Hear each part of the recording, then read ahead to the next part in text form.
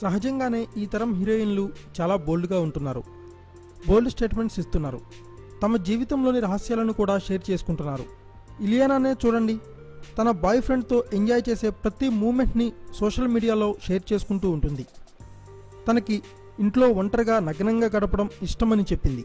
ఇక చూడ్డానికి కొంచెం ఇలియానా లాగే ఉండే పూజా హెగ్డే ఏం తక్కువ, పైగా తను మోడలింగ్ ప్రపంచం నుంచి వచ్చిన అమ్మాయి.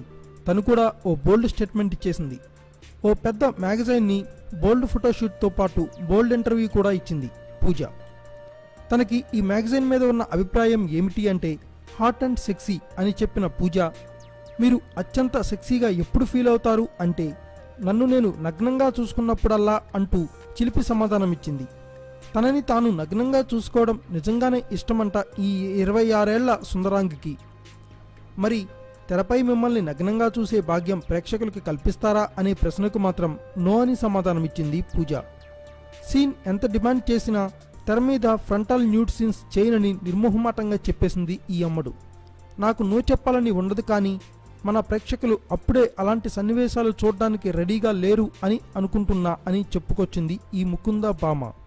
సో అదండి, పూజ ఎప్పటికీ నగ్న సన్నివేశాలు చేయదంట.